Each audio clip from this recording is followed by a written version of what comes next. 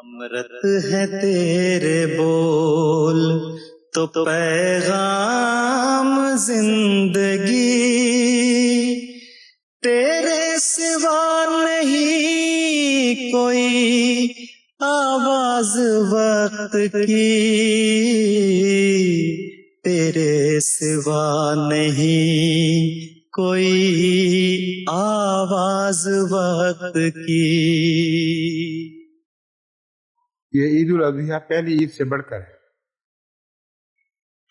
پہلی عید روزوں کی عید تھی، نفس کی جفا کشی کی عید تھی، اور نفس کی قربانی کی بھی عید تھی۔ اس کے باوجود حضرت مسیح علیہ السلام فرماتے ہیں یہ عید پہلی عیدوں سے بڑھ کر ہے۔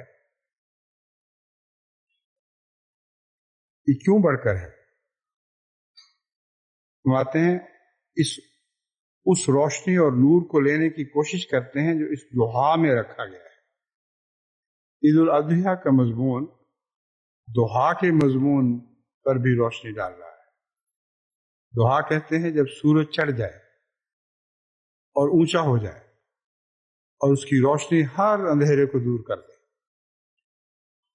تو پہلی عید نے جس قربانی کے لیے نفس کو تیار کیا تھا، یہ عید گویا اس تیاری کا یہ آخری نقطہ ہے، اور ثابت کر رہی ہے کہ مومنوں نے پہلی عید کے وقت واقعتاً اپنے نفس کو خدا کے حضور پیش کیا تھا، اور آج وہ اس سے فائدہ اٹھانے کے اہل ہو چکے ہیں۔ وہ دعا کا مطلب ہے ایسا وقت جیسے اب ہے، روشنی ہر طرف مکمل طور پر پھیل جاتی ہے، کوئی بھی اندھیرا کونا باقی نہیں رہتا جو نظر سے چھپ جائے۔ تو وہ لوگ جو اپنے نفس کو قربان کرتے ہیں ان کو خدا وہ روشنی عطا فرماتا ہے جس روشنی سے وہ اپنے نفس کے کونے کونے کو ٹٹولتے اور دیکھتے ہیں اور جانتے ہیں کہ یہ نفس نور سے پوری طرح بھر چکا ہے۔ عید رمضان اصل میں ایک مجاہدہ ہے، یہ حضرت مسلم کے الفاظ ہیں۔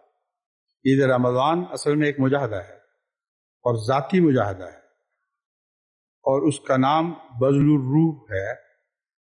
بذل الروح کا مطلب ہے روح کو خرچ کرنا۔ انسان اپنی روح کو خدا کے لیے کثرت سے خرچ کرتا ہے، مگر یہ عید جس کو بڑی عید کہتے ہیں ایک عظیم الشان حقیقت اپنے اندر رکھتی ہے، اور جس پر افسوس کے توجہ نہیں کی گئی۔ خدا تعالیٰ نے جس کے رحم کا ظہور کئی طرح پر ہوتا ہے، امت محمدیہ صلی اللہ علیہ وآلہ وسلم پر ایک یہ بڑا بھاری رحم کیا ہے، اور امتوں میں جس قدر باتیں پوست اور قشر کے رنگ میں تھیں ان کی حقیقت اس امت مرحومہ نے دکھلائی ہے۔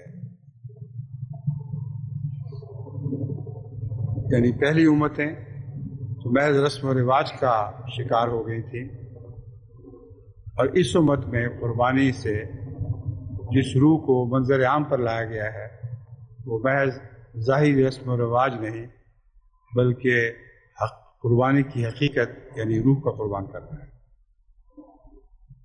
حضرت مسیح علیہ السلام پھر فرماتے ہیں خدا تعالیٰ نے شریعت اسلام میں بہت سے ضروری احکام کے لیے نمونے قائم کیے ہیں، چنانچہ انسان کو یہ حکم ہے کہ وہ اپنی تمام قوتوں کے ساتھ اور اپنے تمام وجود کے ساتھ خدا تعالیٰ کی راہ میں قربان ہو۔ انسان کو یہ حکم ہے کہ وہ اپنی تمام قوتوں کے ساتھ اور اپنے تمام وجود کے ساتھ خدا تعالیٰ کی راہ میں قربان ہو۔ بس ظاہری قربانیاں اسی حالت کے لیے نمونہ ٹھہرائی گئی ہیں، لیکن اصل غرض یہی قربانی ہے، جیسا کہ اللہ تعالیٰ فرماتا ہے لَن يَنَالَ اللَّهَ لُحُومُهَا وَلَا دِمَاؤُهَا وَلَٰكِن يَنَالُهُ التَّقْوَىٰ مِنكُمْ، یعنی خدا کو تمہاری قربانیوں کا گوشت نہیں پہنچتا اور نہ خون پہنچتا ہے، مگر تمہاری تقویٰ اس کو پہنچتی ہے۔ یعنی اس سے اتنا ڈرو گویا اس کی راہ میں مر ہی جاؤ، اور جیسے تم اپنے ہاتھ سے قربانیاں ذبح کرتے ہو اسی طرح تم بھی خدا کی راہ میں ذبح ہو جاؤ۔ جب کوئی تقویٰ اس درجے سے کم ہے تو ابھی وہ ناقص ہے۔